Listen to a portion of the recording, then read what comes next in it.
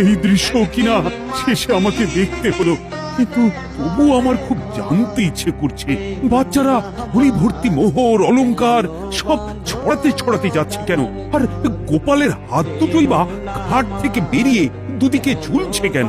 মহারাজ, আর একটা ব্যাপার কি আপনি লক্ষ্য করেছেন?